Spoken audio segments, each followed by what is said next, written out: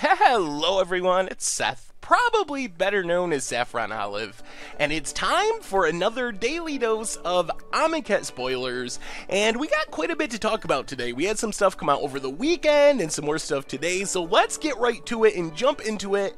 Card number 1 is actually God number 3, Oketra the True, and this god is pretty interesting. So for 4 mana, you get a 3/6, indestructible. Good news is it has double strike, so it's actually kind of a 6/6 when it's attacking or blocking.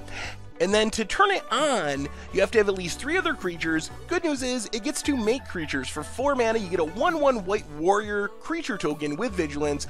Of course, quick warning, this is an unofficial translation. The original card was in Chinese or Japanese or something, so it should be close to this, but it is unofficial at this point. So the comparison, and stop me if you've heard this before, is Nicol God of the Sun. So I think at this point, it's pretty safe to say that Wizards intentionally modeled the new Amonkhet Gods after the original Theros Gods. In fact, when we saw the first one, the red one, we were like, huh, that looks a little like Perforos, that's interesting. Then the blue one came out and we're like, wow, that's a bit like Thassa, God of the Sea. And now that we've seen 3 gods, and they all kind of mimic or mirror the gods from Theros, I think it's safe to say that Wizards is doing this intentionally. So Oketra is basically Heloid with 1 additional power, and it makes creatures that are a little smaller. You get 1/1 warriors instead of 2/1 clerics. The big deal is turning it on. Is it easier or harder than Heloid? And I think it really depends on the deck. Basically, what Oketra needs is Battalion. It's very much like the Battalion mechanic from Gatecrash, and some of the Battalion cards did see play. Boros Elite saw play, Frontline Medic was very strong. Oketra's a little bit harder because it doesn't count itself as a creature. You need 3 other creatures, so it's kind of Battalion +1, but it partly makes up for that downside by creating the tokens to help turn it on. So I think that this is going to be one of the easier gods to turn on and make into an actual creature, and then the payoff as a 6/6 essentially for 4 mana that's indestructible is pretty good. So where would we play this in Standard? And I think it's really 2 options. Number 1 would be some sort of servo token build, and this is a mechanic that Wizards thought was going to be constructed playable. They've talked about how they thought that Servo Exhibition and Servo.deck would be a thing, and we've played it on Budget Magic and stuff, but I think maybe Oketra could push it up a little bit in the format, because you have curves that are like turn 1 Thraben Inspector, turn 2 Servo Exhibition, turn 3 Weaponcraft Enthusiast, and you have more than enough creatures that Oketra is going to be a huge double striker right away. So this can kind of be the top end of your curve in a token deck. The other possibility is it could be the top end of a curve in a humans deck, where you have Thraben Inspector, Thalia's Lieutenant. We've seen mono-white humans, white-red humans, green-white humans be popular in Standard before, and Oketra could be a big addition and a big bonus for that deck, because again, if you just curve out 1, 2, 3, then Oketra is going to be a creature right away when it comes down.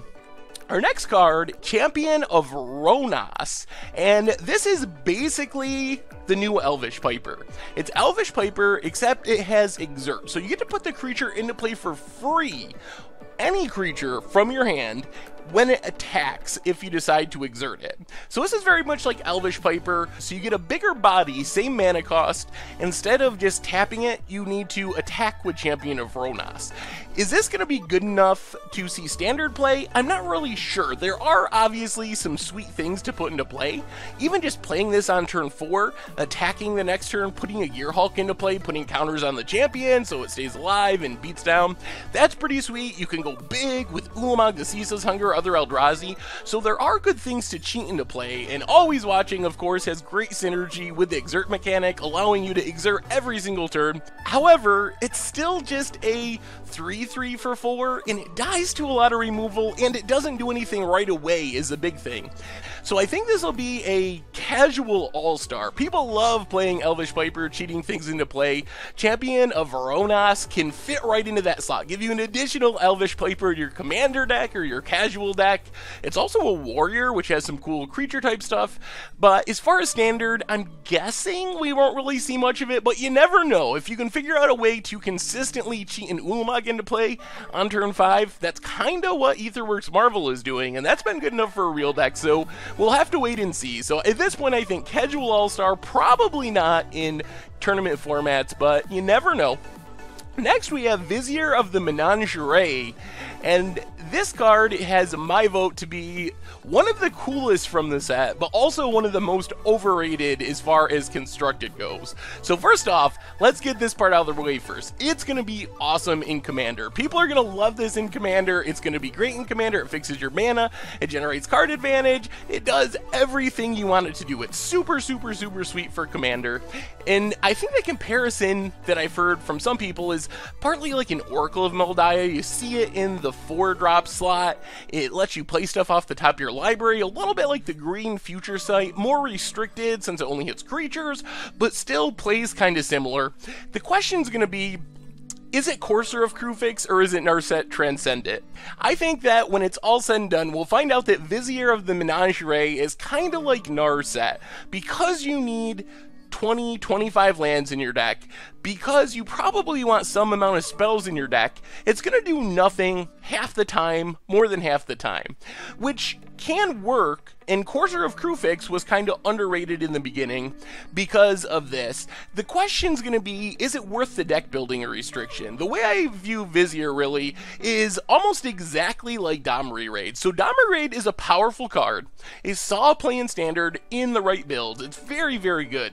The question is, can you build a deck to support it? So to make Domri Raid work, it's almost like Collected Company, where you need a deck that's like 30 creatures. So really you're playing your lands, you're playing maybe a playset of 1 spell, and the rest of your deck has to be creatures. I think to make Vizier of the Menagerie worthwhile, you gotta do the same thing. So if you can build a Collected Company style deck with 30 creatures, a Domri Raid style deck with 30 creatures, Vizier has a lot of potential. Of course, it still dies to removal, all those concerns. It's harder to activate right away than Oracle of Moldiah, because you can just play the land immediately. When this, you do need to pay the mana for the creature, so it's unlikely you can like cast this on turn 4 or turn 5, then immediately play a creature with it. You do need to untap with it. So we'll see. I think it has power in the right build. Obviously, a Commander All-Star is going to be super fun in that format, but for Standard or Modern or anything like that, I think you really got to restrict your deck to make Vizier powerful, and whether or not it's worth it, and there's a deck that can be good and meet those restrictions, remains to be seen. Next on our list, we have one of the most disappointing cards we got this weekend, Never to Return, and basically what we have here is another Ruinous Path. I mean, it has a bit of upside, but so does Ruinous Path. You can exile a card from a graveyard and get a zombie for 4 mana by playing the Flashback or Aftermath cost. The thing is, what we really need in Standard, I think, is a Hero's Downfall, and the difference between being a sorcery like Never and Ruinous Path and being an instant like Hero's Downfall is super, super huge. And we keep getting more powerful Planeswalkers, new Gideons, old Gideons still in the format, so what we really need is a way to kill Planeswalkers, kill a Saheeli, kill a Gideon at instant speed to break up combos, to stay alive.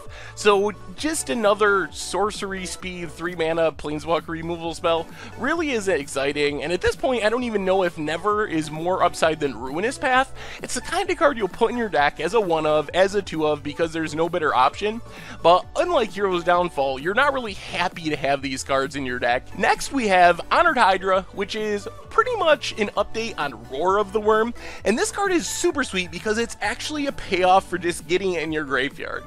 Yes, you can cast it as a 6 mana 6/6 with Trample, that's fine, but what you really want to do with this card is discard it on turn 3 and then embalm it or flash it back and get a 6/6 Trample on turn 4 for only 4 mana. Is this going to be good enough? I don't know. The mana cost is a lot less restrictive than like Advent of the Wurm. It's also a little bigger than that. So I think if you're playing a Madness deck or some sort of deck that's built around getting things into your graveyard, you definitely consider this. 6/6 Trample for 4 is really big. That's very efficient. I think it's also just a cool callback to see the return essentially of an old card. So I think that's pretty sweet. Next we have Censor, our new blue counter spell, and this one might not look like much. At first glance, it looks like an expensive 4 spike. You're paying 2 mana to counter a spell unless its controller pays 1. So it's not miscalculation, it's more like an expensive 4 spike. However, cycling for 1 is super powerful. This lets you play this in the early game. On turn 2, you can counter your opponent's Grim Flayer or something. And if you get to the late game where Censor just isn't doing anything, you get to turn it into a new card. So while this might not look powerful, the cycling for 1 mana is going to make this card really good. Obviously, there's a lot of cycling synergies we've seen, so the cycling control deck will want this, but I think just normal control decks will want this as well, because the cycling cost makes it such a low opportunity cost to play this card. Next, we have Liliana's Mastery. Pretty sweet zombie tribal anthem, 5 mana, make some zombie tokens. The thing is, it's not really going to be competitive as far as standard. Where I think this card shines is yet another casual zombie tribal deck. You'll definitely want it there. 6 power and toughness across 2 bodies for 5 mana. It's fine. Antheming your zombies, it's fine. So I don't think this card is exciting for standard. It just doesn't really do enough for its mana cost. You could pay a literal Liliana for the same cost as you play Liliana's Mastery, so I just can't see it there. But if you're building a 100-card zombie deck for Commander, building kitchen table zombies, you could do worse than Liliana's Mastery is like a budget lord that puts some bodies on the battlefield. Finally, we have Pull from Tomorrow, which is basically the new Sphinx's Revelation, Brain Geyser, Blue Sun Zenith.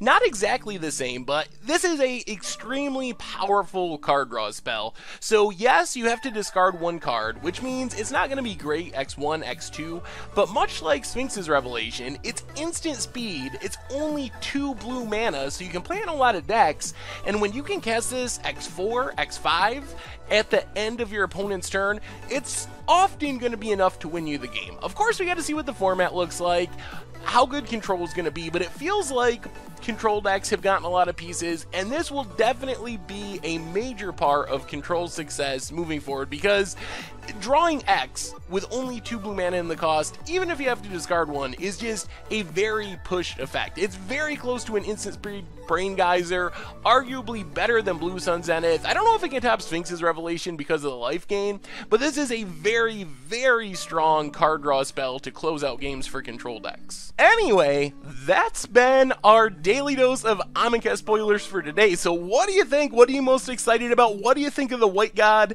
The Vizier, is that card a Courser of Crufix? Is it a Narset Transcendent? Somewhere in between? Let me know in the comments. Thank you very much for watching. I hope you enjoyed the video, and I will talk to you soon. Thanks for watching the video. If you enjoyed it, help us out by clicking that like button down below. And to keep up on all the latest and greatest, click that subscribe button.